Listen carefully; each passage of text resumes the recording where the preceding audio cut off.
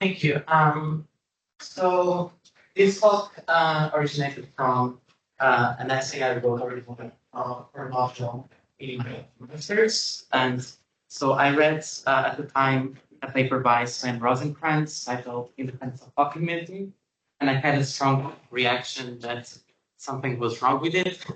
So I and at the time my master supervisor had also similar ideas to it, which was Victor and later on we then decided to work on a paper together, writing exactly what we thought were good objections.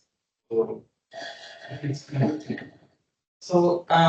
let me start with a regression though.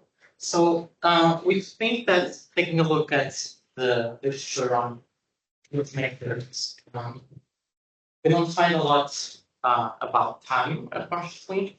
So, for instance, if you take a look at, for instance, Rodriguez Ferreira's book from 2006, you don't see mention of time, nor in Mark Jacobs' book from 2018. Or, for instance, a rare exception seems to be Lee Armstrong's book from 2004, Proof and Proof Makers.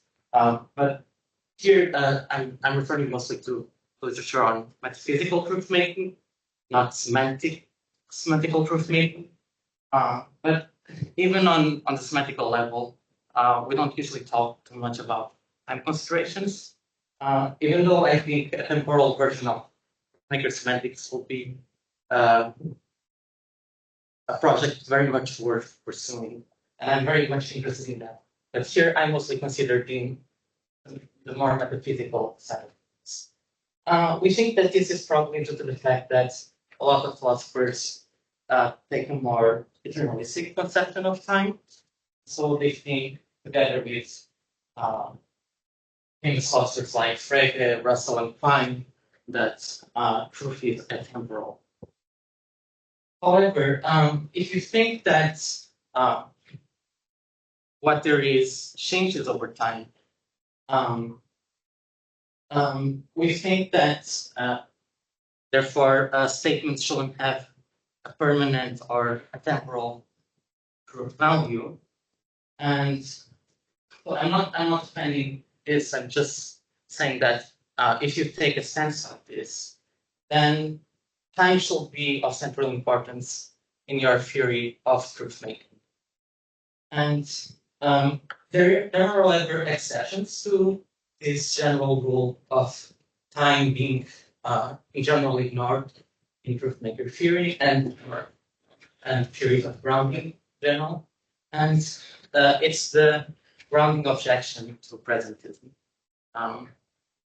This has been one of the most pressing objections that presentists have been faced, and I don't think I need to go into the details of what this objection consists in, but very roughly and quickly, it says that presentists don't have or can't provide any grounds or truths about the past, even though we should all accept such, right?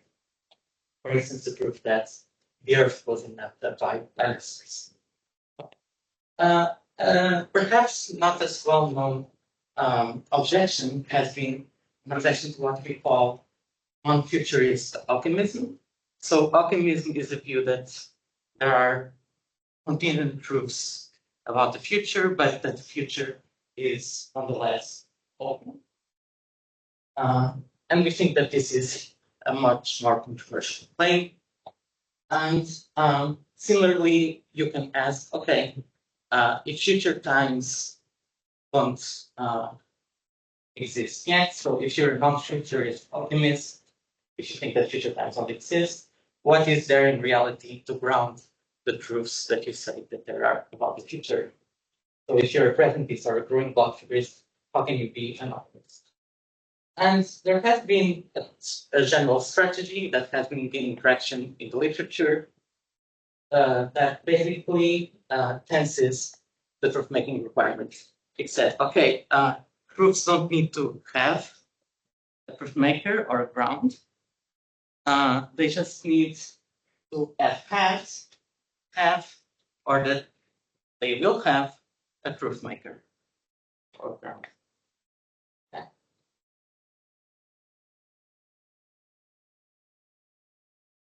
And here are some examples of this general strategy in the literature. So, for instance, I said the following: because predictions are about the future, so this is the case about future contingents. What makes them true or untrue is in the future, not in the present. There does not have to be anything around now to make them true. In fact, now is too early. So long as things turn out in the future as predicted, then the predictions are made true now by those later developments. The truth makers for accurate predictions are in the future, right where they belong. Similarly, we find in IEM from 2012 the following claim: the presentists can hold that the truth of a proposition can depend on how the world was or will be. So, to things that there were or will be, without thereby being ontologically committed to merely past or future things. So, this is general strategy. It will take different forms according to different authors, but we think that there is something in common to all of them that we can group them together. And me and Ricardo have focused on a particular version of this strategy by Correia and Rosenkranz, because we think it's the most robust and well-developed version of it that meets some first worries that I will share in just a moment. And they call this strategy revolutionary in their book Nothing to Come. And I will then, in the rest of the talk, first present in detail their view, then present 3 objections to their view. Then I'll very, very briefly say, okay, if we think that there are close analogies between time and modality, and if we try to apply a similar strategy to the case of modality, this view would lead to a disastrous result. And finally, I'll conclude in a more positive way by saying that since this is the best version of the strategy and it doesn't work, then we should reject its main claim and claim the positive that truth must be grounded at the same time as, so the ground must exist at the same time as the truth. Okay. So the basic underlying thought is that because predictions are about the future, in the case of future contingents, what makes them true is located in the future, not in the present. And so similarly also for the past. And this is the basic motivation. And you might have a first worry. So if future times do not exist, how can things be located there? And similarly, if you're a presentist and past times don't exist, how can things be located there? This is the same worry as the grounding objection poses, right? And here there is an improvement that one can make. And one can say, well, truths about the future will have truth makers, and truths about the past have truth makers. They literally don't have them right now. And this is important because it highlights that at the present time, nothing actually grounds these truths. Okay? So nothing explains them.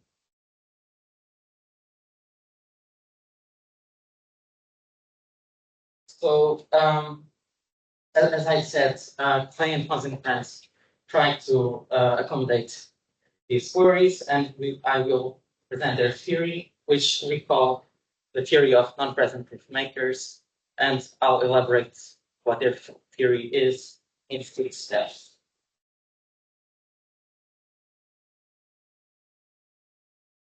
Okay. Suppose we have a given truth about the future. Say that Ricardo will fall tomorrow in a well. and that we have a proposition in the present saying that Picard will fall tomorrow in a while. Okay. So we have that the proposition will have a truthmaker. So this is just step one, and this is just a repetition of what I've been telling you. And the important part is that the truth-making relation between the proposition tomorrow Picard will fall into a well and its ground does not hold cross-temporally. So it's not that it is now grounded in what will exist in the future. It will hold in the future. So it's not a cross-temporal relation.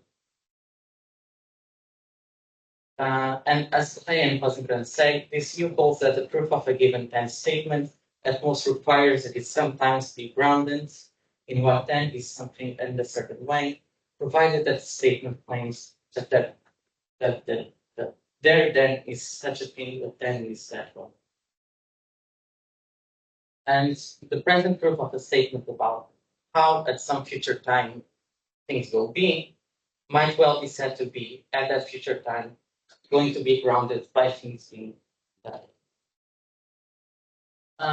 So we're suppose that what grounds proofs are events. This doesn't matter for the arguments, for the later arguments, but it's just a working hypothesis to have something to work with. So suppose that there is also the event of Picard to fall into a well, and beta, the proposition, the present tense proposition, Picard is falling, and gamma, the proposition that has already been introduced of Picard will fall into the well. Tomorrow Picard will fall into the well. So from the point of view of tomorrow, we have the following. Beta is true because alpha exists. Yesterday, gamma was true because beta is true.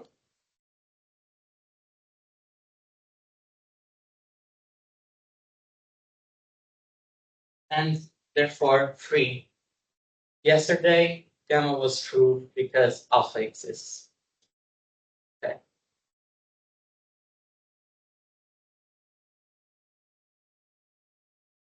And this is supposed to help with understanding how future contingent claims have their work through one day. From the point of view of tomorrow, we now explain how one day before a given future contingent claim was true. Okay. Similarly, from the point of view of today, we have that tomorrow beta is true because alpha exists.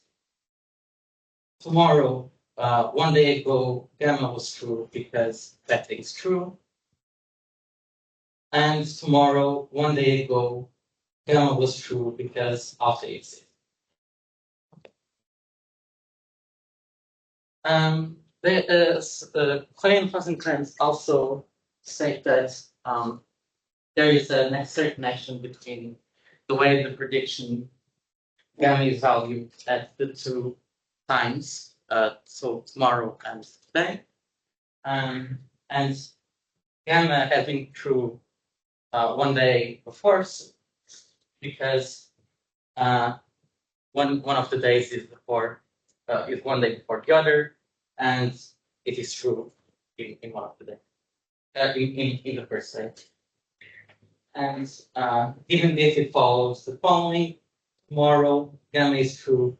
Now takes us back to the time of the utterance, X, because alpha exists. So here, just a repetition of what I said before. The theory is neutral about what the grounds of truth are. So I've used events, but it doesn't really matter. Okay? So they also say something like this: tomorrow there will be things that gamma is true now because those things exist. And I won't go through it here, but they say that we can apply the general strategy that we apply for future contingents to truths about the past. So they defend in that group the growing block theory, but they say, okay, if you're a presentist, you can use this general strategy also for the case of truths about the past, and it will have the same.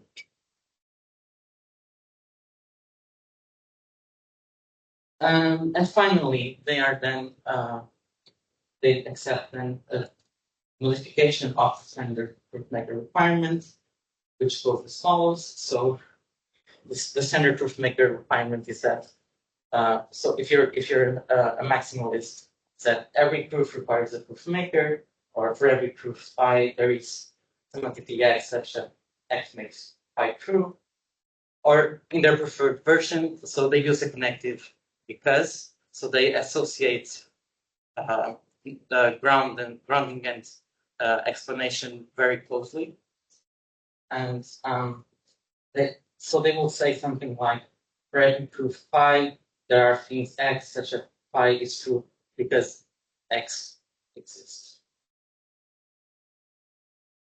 And instead of this standard principle, they will accept a modified principle saying something like, for every proof phi, there were, are, or will be things x such that phi is true now, where now is again type of reference, because x exists. Okay. And so the story goes, with all of this story, you can have non-future Ockamism and presentism inputs. Okay. Having now presented the view, I'll direct some objections to it, and then apply to the case of modality. Okay, so the three objections are as follows. One is that we think that there is a worry about infinite regress in the theory. The other is that there is a dilemma, and I'll get to it later. And finally, there is an objection from the apprehensionality of explanation. Okay, on the infinite regress. So, according to the theory of non-present truth makers, future contingent proofs like gamma are true and will be grounded one day from today, right? And they will be grounded in what grounds then one day from today the proof of beta, right? Namely alpha, or the existence of alpha. So this entails, and I highlighted this before, that literally there are no grounds for the proof of gamma today.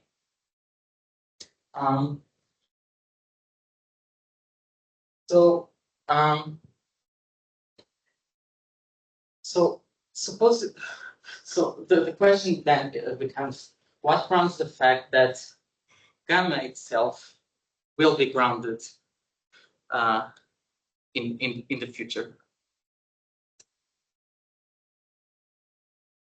So suppose that you have a proposition saying that gamma will be grounded in the existence of alpha, and say that that proposition is epsilon.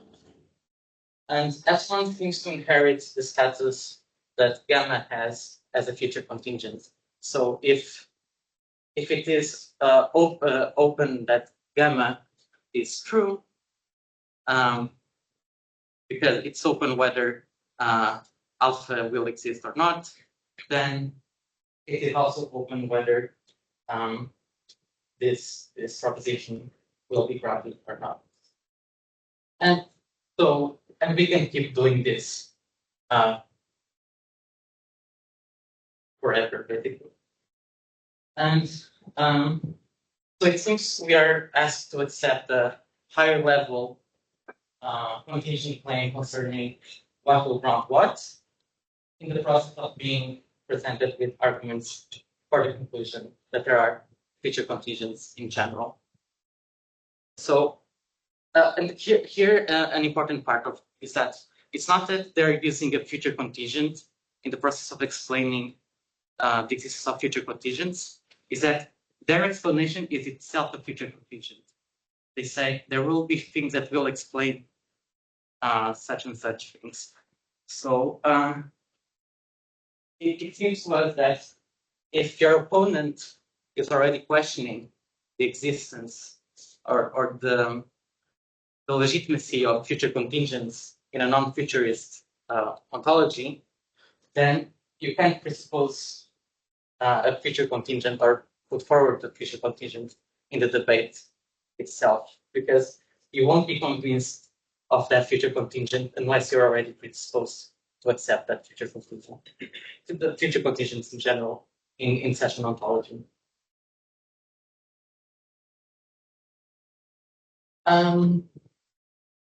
Okay. In there, so they have also a more recent paper where they reply to an objection similar to these lines, but not exactly the same, by Stefan Tove, where Correia and Rosenkranz say that one cannot fault a theory's attempt to meet a challenge by denying it the very means that the theory says are available. And this reply strikes us as unsatisfactory. Of course, that's to engage with an objection, a theory has to employ some means or other. But what means can a theory use?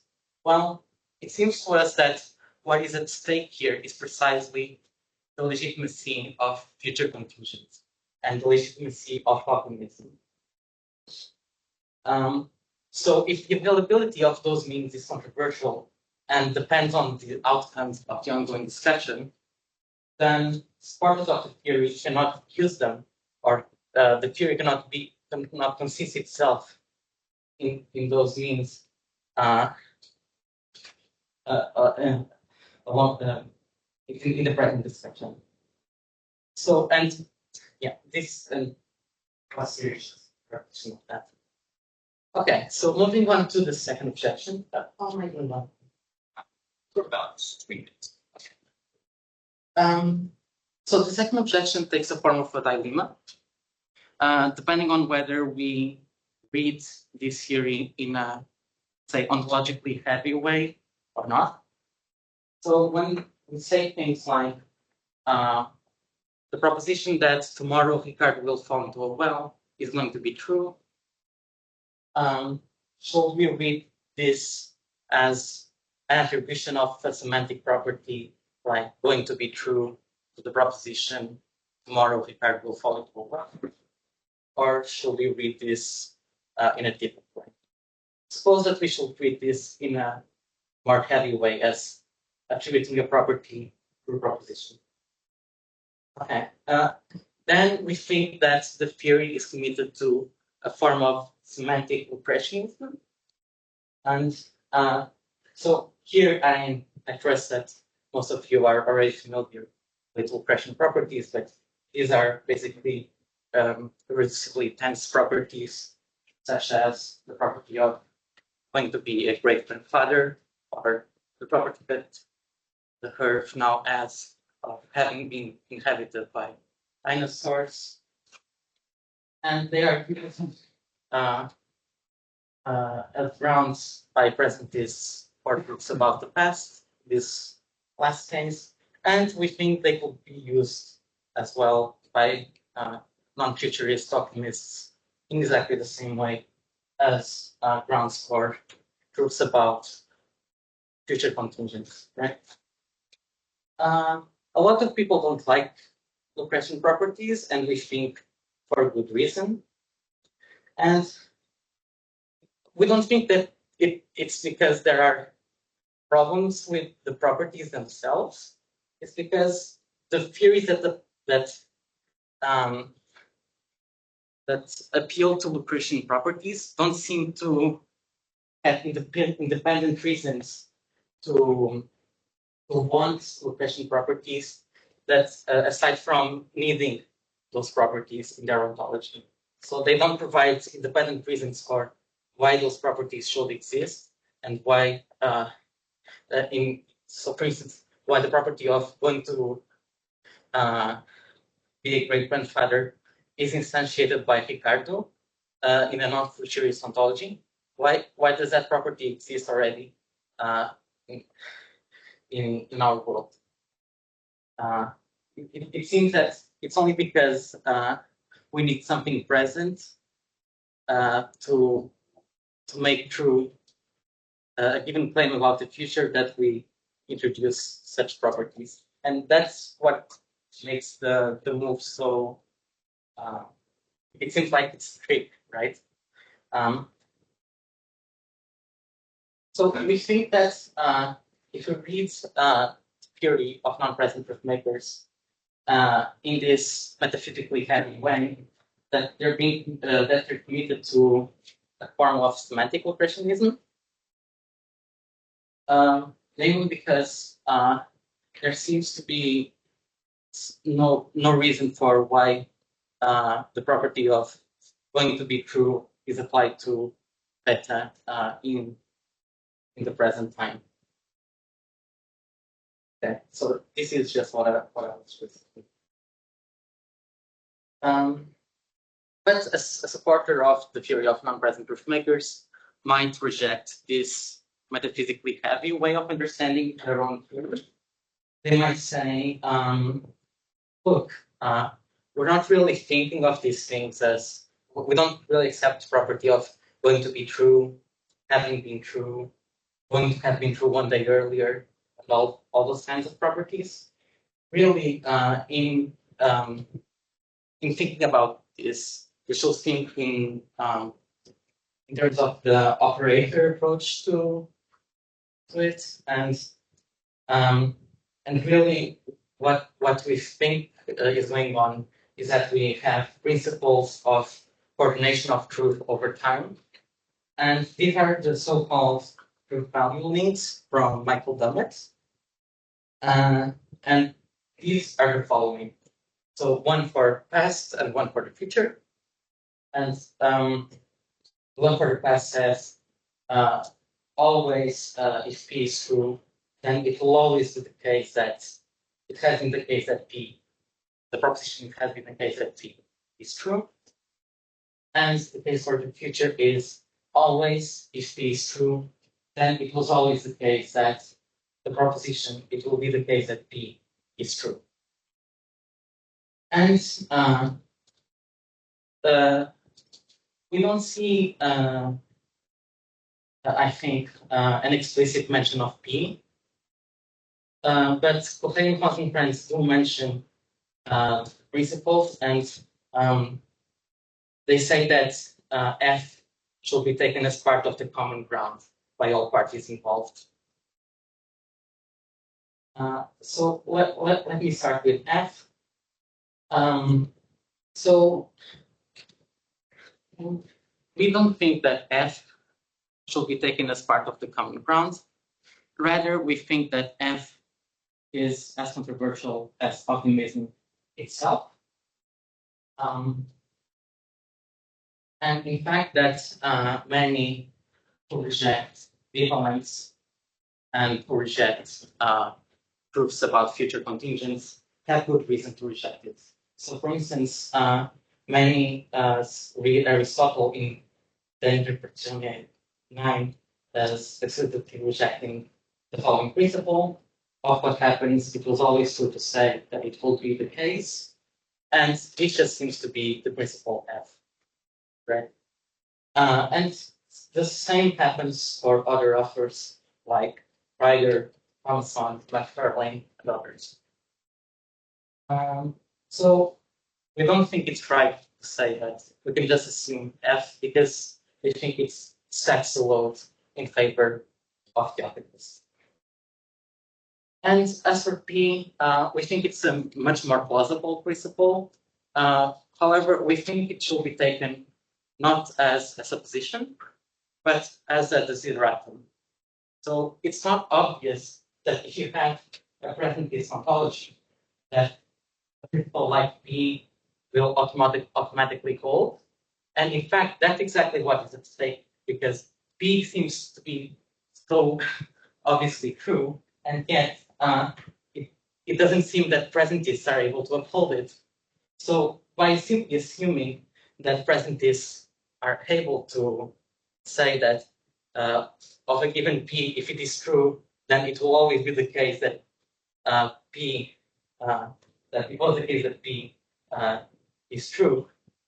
They're presupposing exactly what's at stake, right? That presentists are able to reply to the ground objection.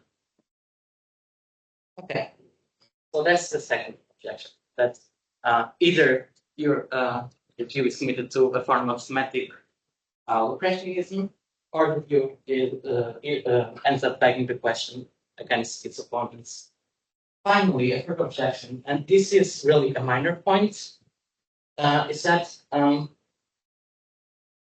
the theory of non-present proof makers relies heavily on the use of the connected because, and the connected because introduces a hyper-intentional explanatory complex.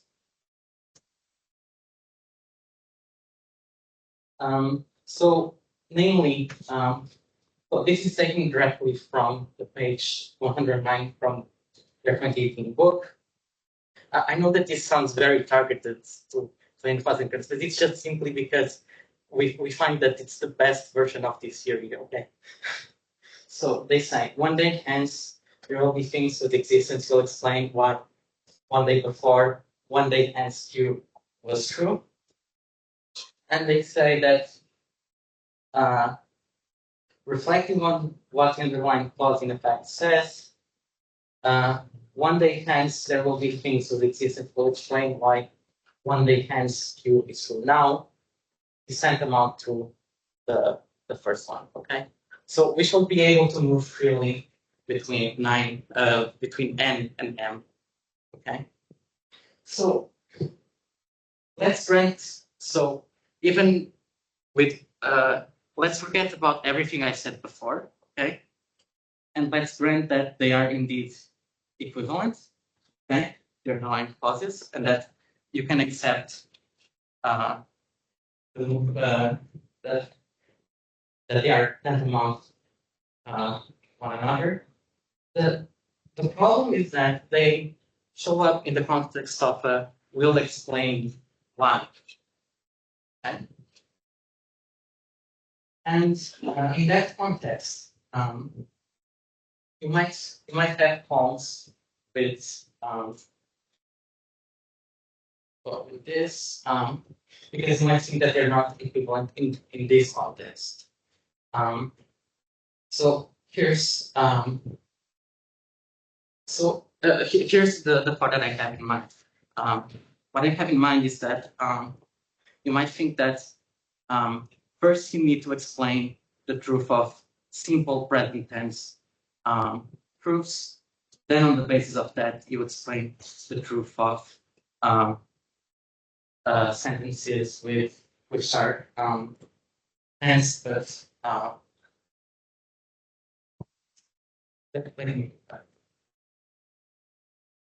so one of them said one day before, one day hence Q was true, and the other said one day hence Q is true now. So basically, our thought is that it's more natural to think that part of the explanation for why one day before, one day hence Q was true includes the explanation for one day hence Q is true now. But what they end up doing is they first find grounds for one day before, one day hence Q was true.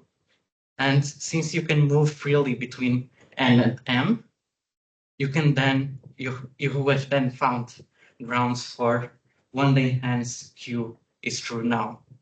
But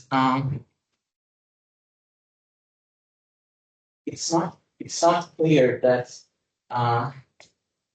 whatever grounds the first must necessarily also ground the second. So the opposite might be true if the latter is part of the grounds of the former, because grounding is transitive, right? But yeah, I'll speed up.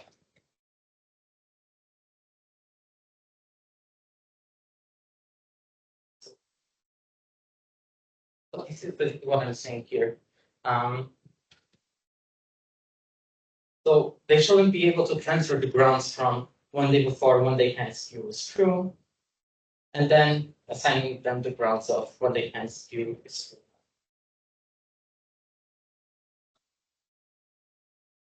Finally, so what I said I will do very quickly is, okay, suppose that none of the objections presented so far were in good standing. Okay? If you think that time and modality are deeply analogous, as many people do, so there are of course differences, like times are ordered, but well, puzzle boards might be ordered for some uses, but not in general. Then you might apply also this theory for proofs about possibilities, right? Namely, this theory will be very useful for actualists who want to find grounds for proofs about what is merely possible. But then, if you think about it, what this theory will say is that the truth-making requirement is not that things have actual grounds, but that they possibly both have grounds. And I think that this clearly violates any serious requirement that truth depends on being, which I take to be a shared commitment between us and our opponents. And so I think this shows that the theory also, there's also something wrong with how the theory is already constructed for the case of time. Yeah, okay. So having said all that, so it seems to us that you shouldn't accept that the grounding requirements can be tensed, and therefore that you should accept instead that the time of truth and the time of truth making or grounding should be the same. And this is a thesis not about temporal location, but about temporal existence. Okay? So even if you're a growing block theorist, you can say something like, look, literally there are no dinosaurs located in the present, obviously, but if you quantify over what there is the present, you will quantify over dinosaurs, and that's enough to say that to satisfy the truth-making requirement in the present. What we can have is that there exists nothing in the present, and yet there is a truth. There is a present truth about that matter. So the positive conclusion about the talk is that when it comes to truth, there is no time like the present. Thank you very much.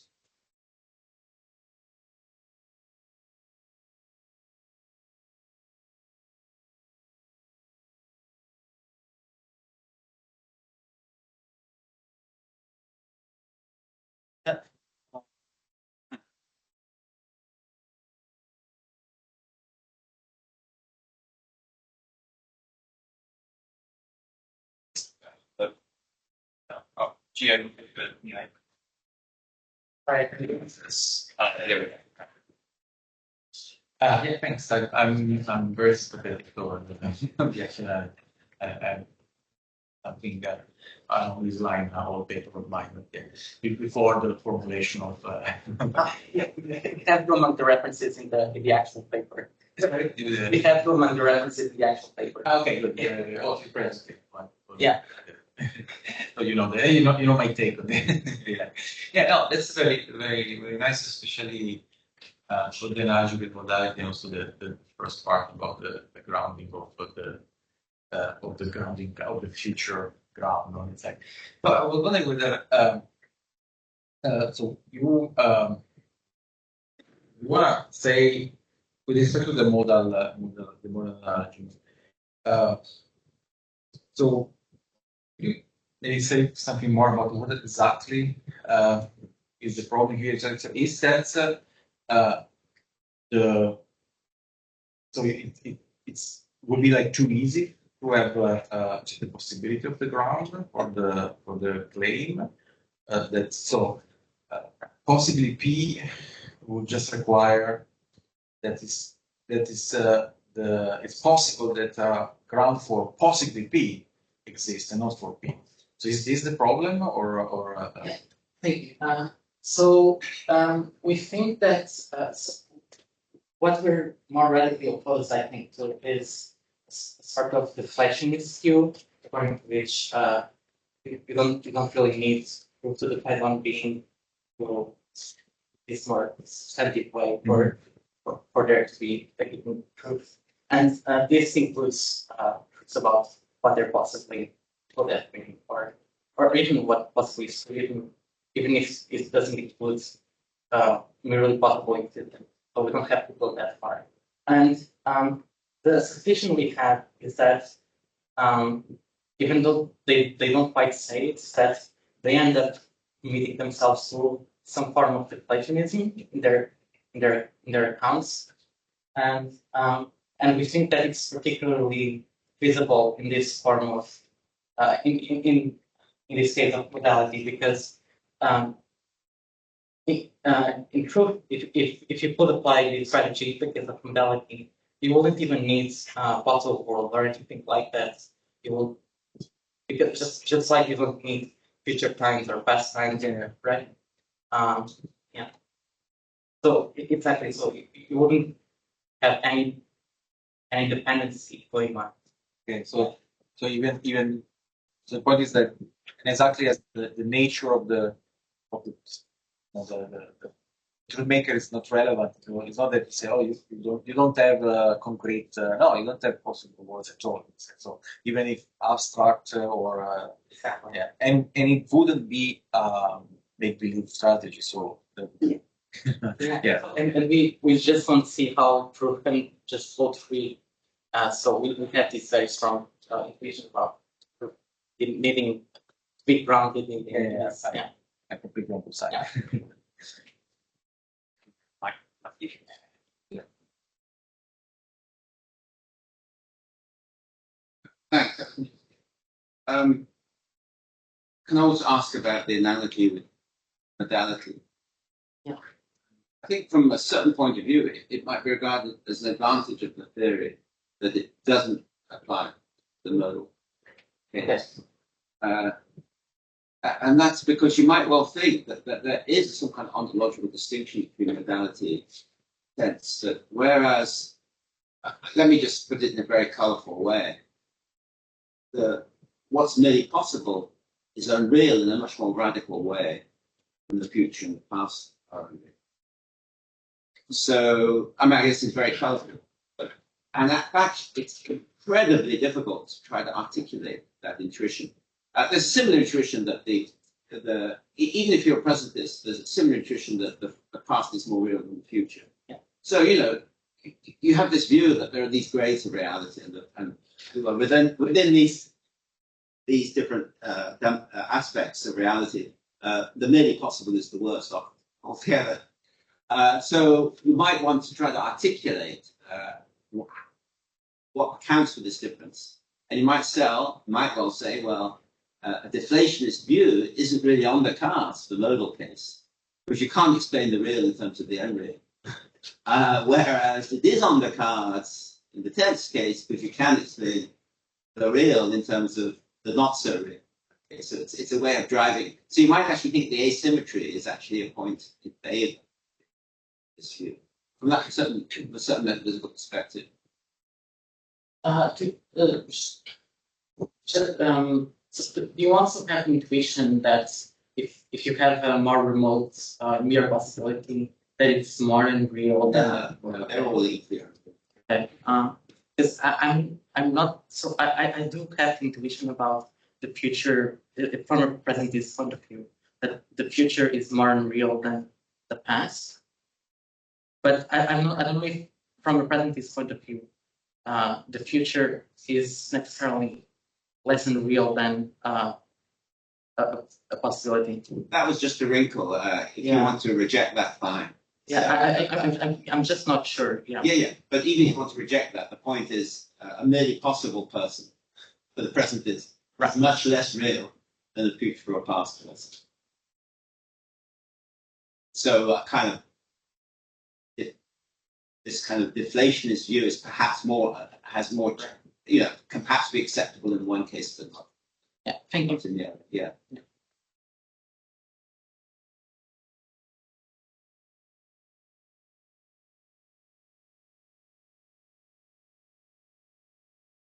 You're up for the questions, you just drop your hand.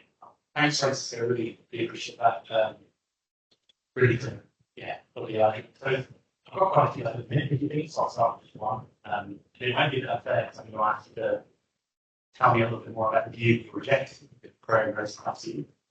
So this is a structure that with your Ricardo will fall into a well, that on the view you were describing, it seemed like it's a truth about what will be the case, and in the present, not true.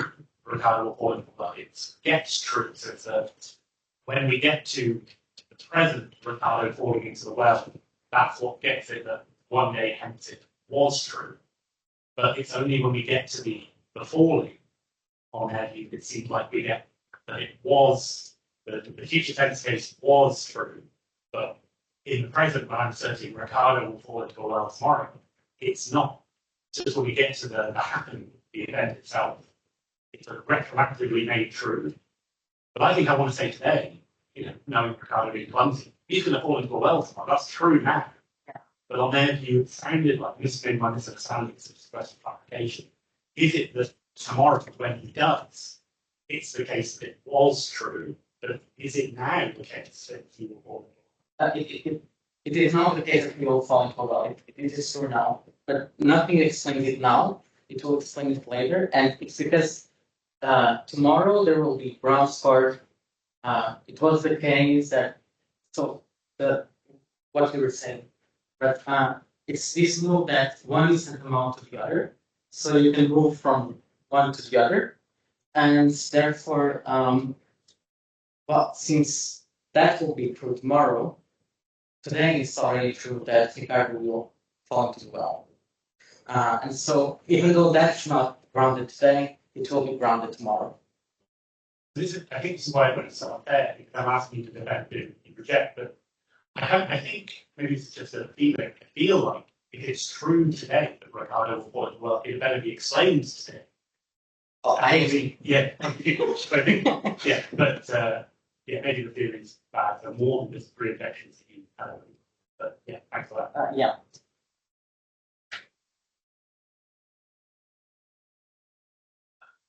In regardless, there are other questions. I have one of my own thoughts I'll say about that. I'm wondering about this kind of assumption that you did talk about towards the end, that truth supervenes on being on people assume this. But when I encounter these particular views, my sort of line of interpretation say, well, these people basically don't take truths on tenseless being, rather it's sort of a rejection of any tenseless way of describing the world. That the only truth supervenes on what had been and what has been and what was going to be. And things existed and they exist, they don't exist. And simply refuse to be drawn into this trap of describing the world in a tenseless, out of tense kind of way. So, do you have any particular reasons why these people can't do this? They can't just insist on using tense or tenses, or whether, do you think there's some reason why they should really have to stuck to truths being on being in a kind of tenseless sense, which kind of works out the present.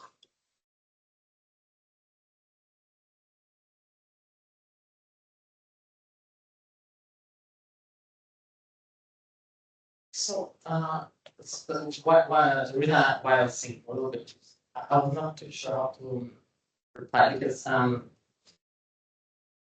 with the so I didn't express the requirement as true depending on being and I did use the language in that way, but I don't think that the arguments and the English driving behind them require a tenseless way of thinking, and that merely stating them in tense way won't help because maybe we'll just be pushing the debate one step back.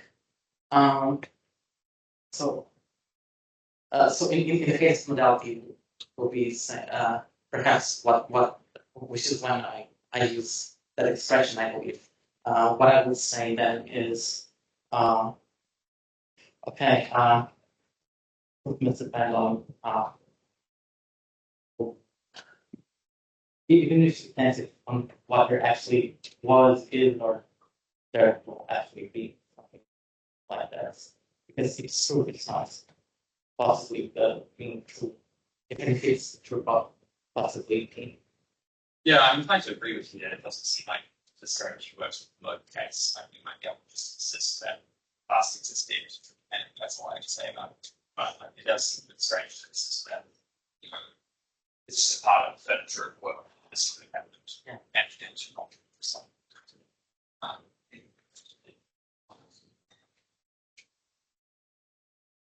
I wonder what you think of this alternative version of the view.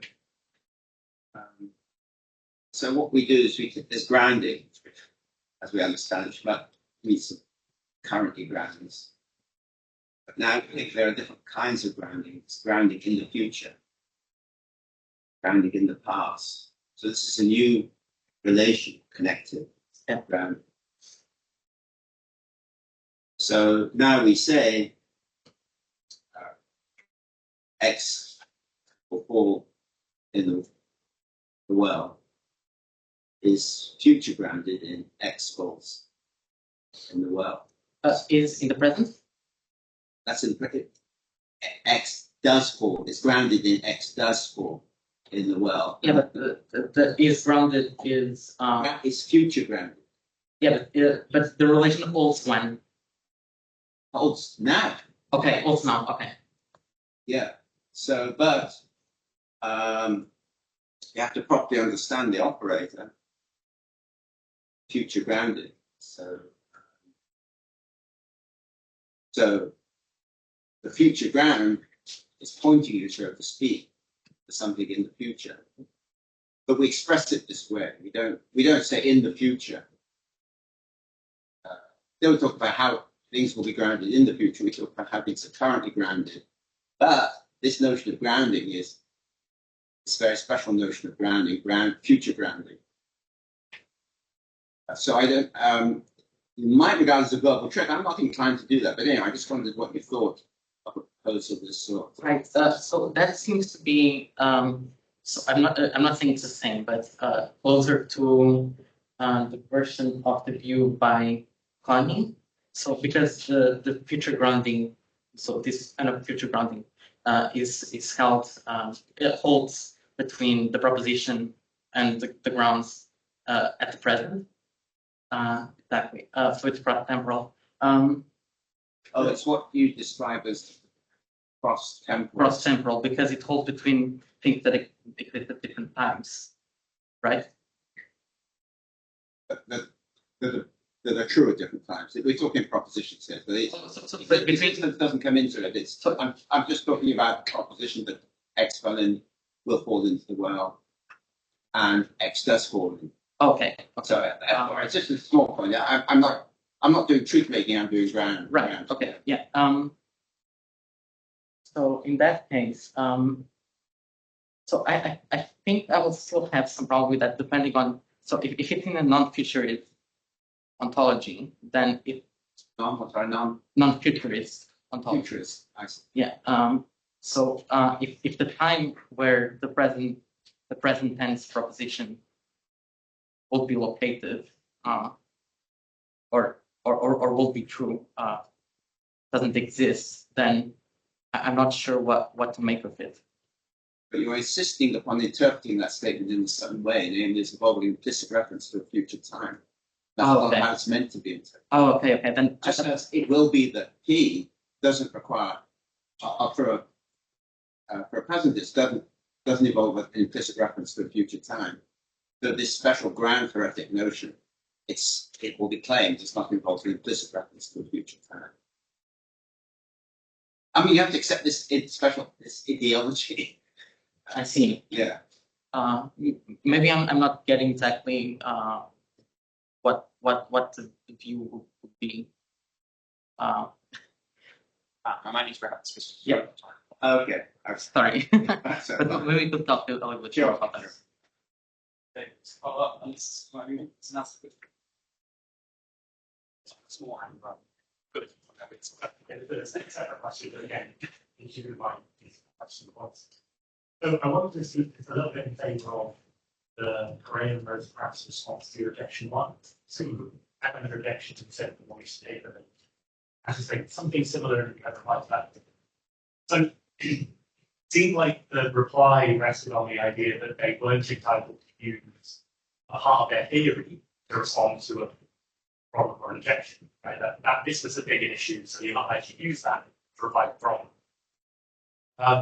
So one way of thinking about this might be, suppose they have a theory and we can agree that it's internally consistent. The objection that we're considering, the brand new problem, the truthmaker problem, it's a problem that's not internal consistency. It's a problem that arises if you accept the truth-making intuition, brand new intuition, some further principle. So it's a problem that arises when you say, take your theory, plug in this extra gadget, this extra bit of stuff, and now we've got an inconsistency because we can't ground with the types well. The facts the dialectic, well, then they are entitled to use all the bits of their internally consistent theory to explain how their theory could be consistent with this extra principle. The dialectic, you might say, well, start with truthmaker intuition. Would you be minded to accept this theory? Perhaps not. Start with theory. Judge that you think that it's internally consistent. And then the problem might arise from the truthmaker principle. Can you use a bit of your internally consistent theory? Yes, you can, perhaps without begging the question, without assuming something that's at issue. It's just a slightly different way of looking at the problem, given your cognitive requirement. Right. So Quick response. very good. So I don't think the theory is inconsistent. So, the way I was framing the objection is not that it's not in the way that okay, the opposing side is saying there is something inconsistent with their view. They're saying that what they're saying is that you're feeling or accepting the truth of future contingents when there is no independent reason to accept there are such truths, and you have given us no reason to accept our future contingents. And if you say that, oh, but there will be this explanation, and that itself is future contingent, then you are not probably going to satisfy your opponent because that is itself future contingent. I think that's the vibe of the objection because it's more in the dialectic of how will you satisfy someone who wants to be convinced that there is future contingents. Not in a way of consistency, but also, but why should we think that there are such things as true future contingents when the future is open? That's all.